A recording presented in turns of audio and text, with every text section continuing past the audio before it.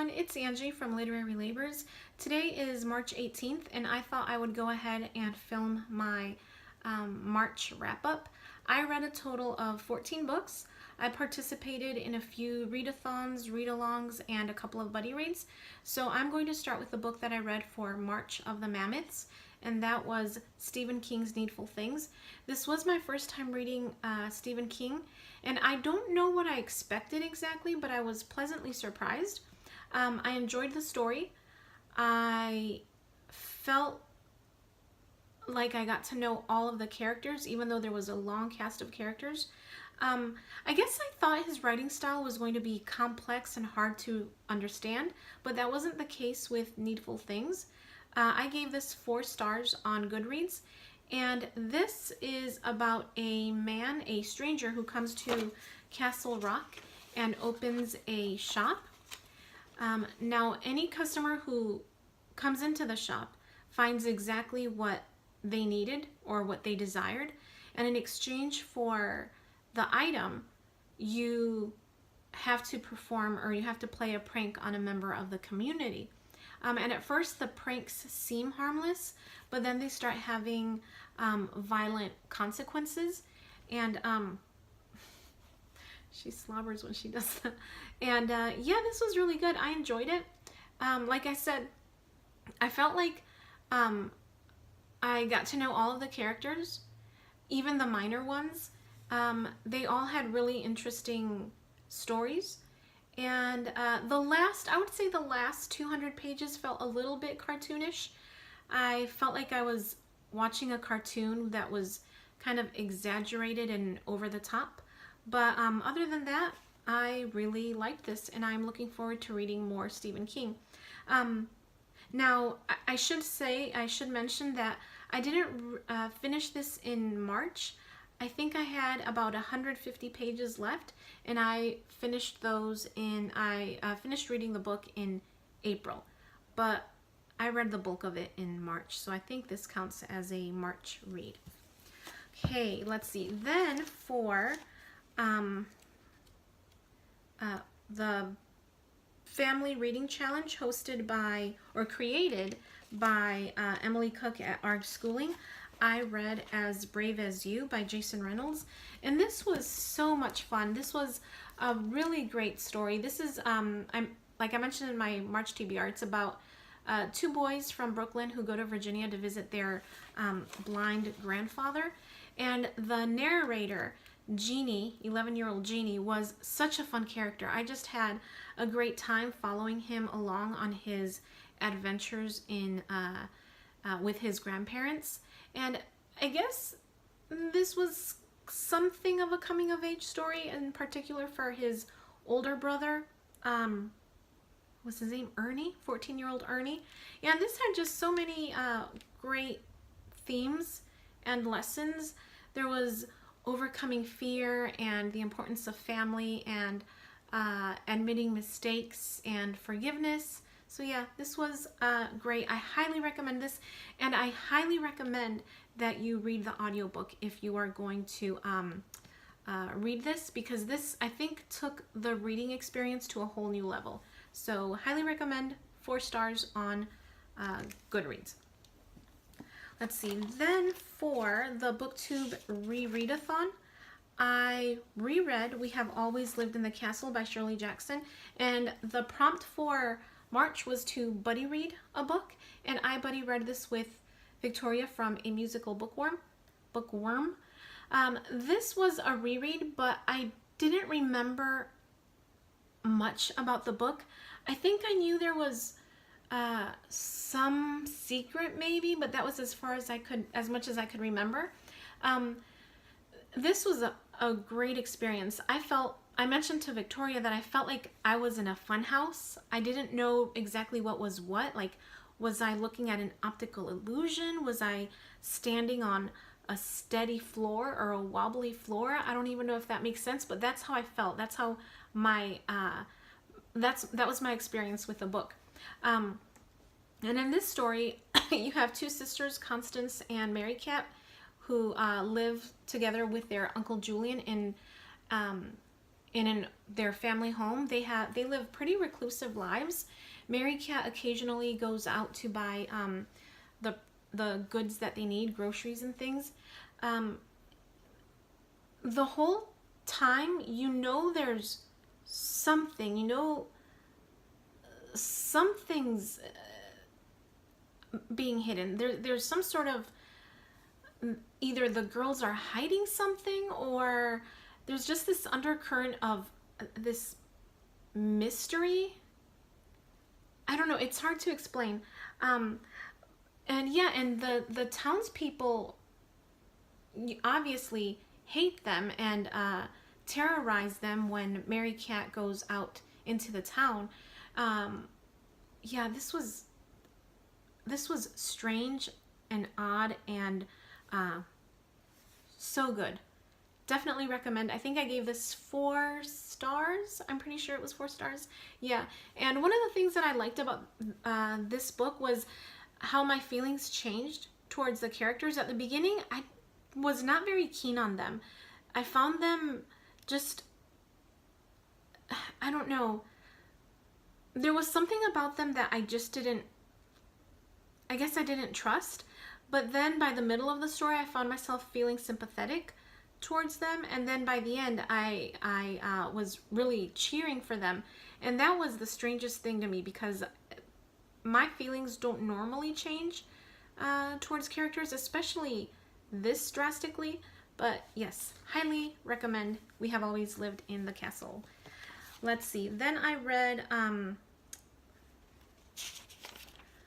Catherine Wentworth by D.E. Stevenson, and I read this for a bag full of books, Bookstagram read-along. This was such a charming story. I loved this. This was domestic fiction. If you like domestic fiction like Thrush Green or stories set in villages, you would definitely like this. I loved the main character, Catherine Wentworth. She was so resilient, and I liked the way it was so important to her to raise her children in a manner that honored her late husband. And it wasn't done in a like, oh, the little lady, kind of way. It was just out of respect and out of I think admiration for her husband and what he stood for and what he believed, that she really felt it was important to raise her children in a similar vein. So yeah, definitely recommend. I've heard that book 2 is not as wonderful, but I'm still looking forward to reading it. I'd still like to try it. Let's see. Then I read for middle grade March, I read Some Writer, The Story of E.B. White by Melissa Sweet. This is in a biography about E.B. White. This was just so good, beautiful. They had so many beautiful examples of his writing, and there's one part where the author, Melissa Sweet, included a letter that E.B. White's father wrote to him, and it was just so warm and touching, and it made me want to cry. Definitely recommend this, whether you've read anything by E.B. White or not. If you're planning on reading E.B. White, for sure I would say read this first. Let's see. Then I read The Trumpet of the Swan by E.B. White, and I buddy read this with Tanya, the sampler girl, and this was kind of, I gave it 3 stars, which means that I liked it, but it didn't really wow me. It wasn't fantastic or amazing. I think I would have liked this a lot more had this been more of like nature fiction with reading stories about these swans out in their habitat. And I really enjoyed those parts. Those parts were 4, 5 stars for me. But the parts where Lewis goes into the city and he's, up to doing things, I didn't care for those as much. Those were a bit too fantastical for me. But overall, I mean, I enjoyed this. I really liked Lewis's father.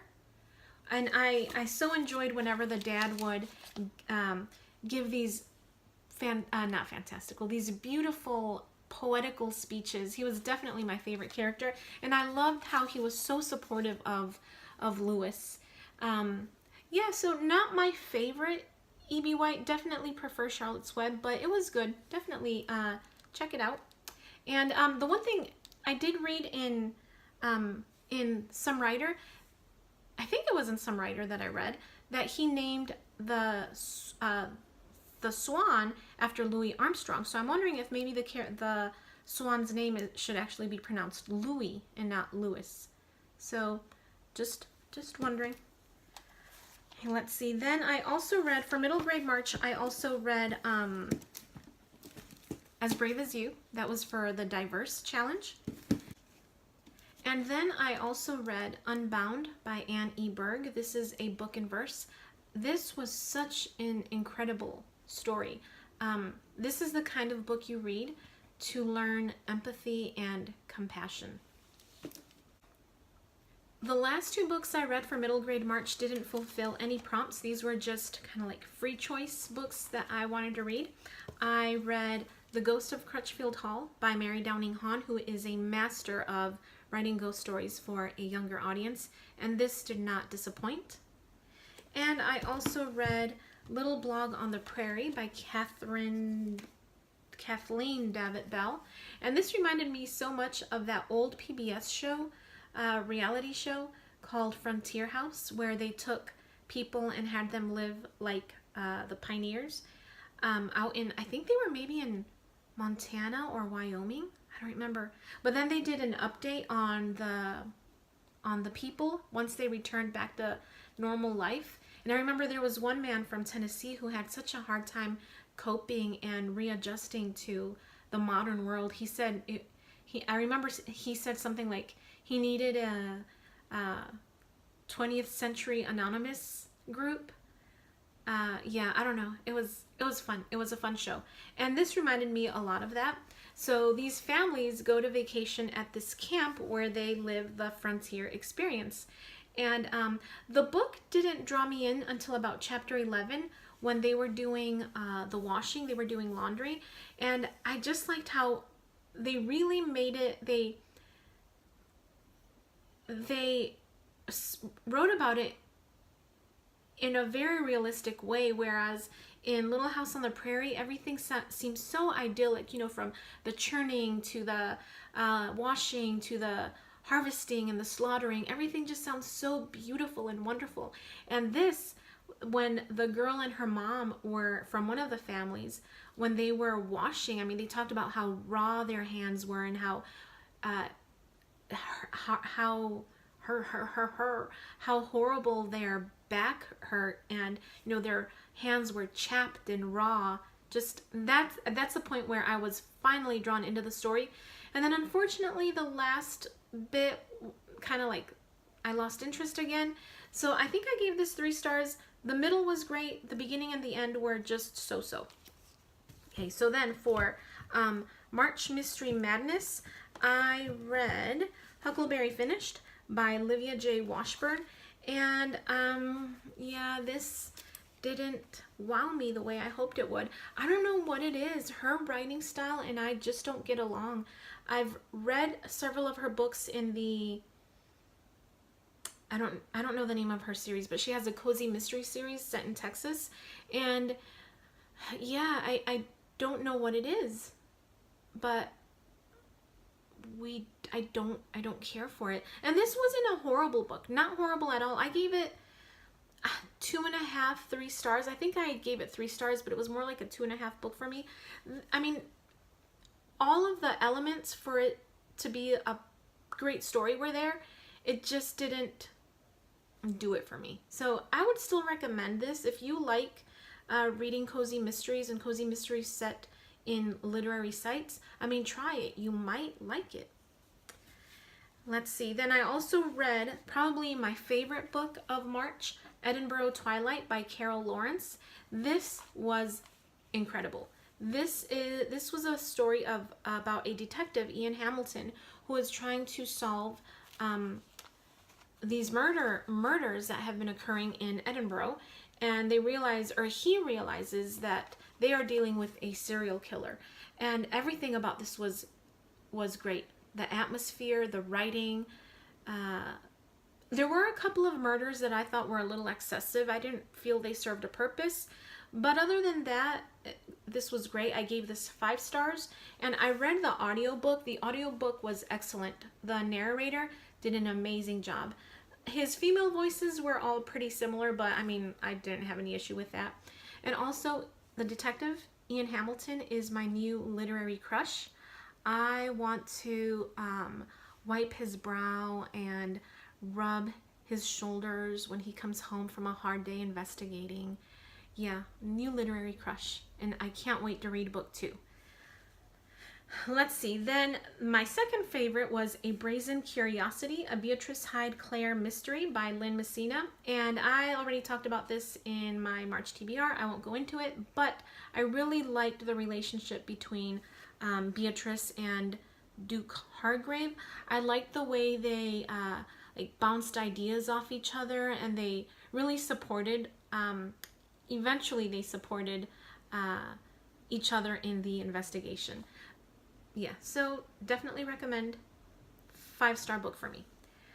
Then one that really disappointed was Changeless by Gail Carriger, and I won't go into the plot as I don't want to give anything away from book 1, but this did not pull me in the way Soulless did.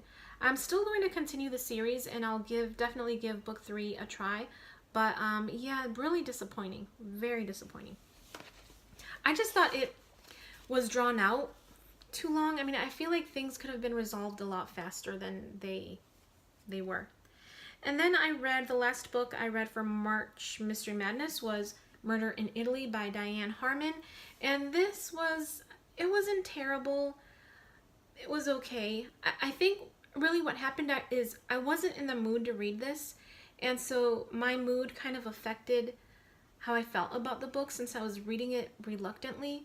I didn't really immerse myself in the story, which I don't want to rate because I don't want to rate the book because of my feelings, of how I was feeling. So I'm not going to say much more about that other than, I mean, it takes place in Italy. I learned about several places, real places in Italy. I went online, I searched about them. I always enjoy that. I enjoy when books send me off on, I think Sue from Sue's Book Nook says they are rabbit trails.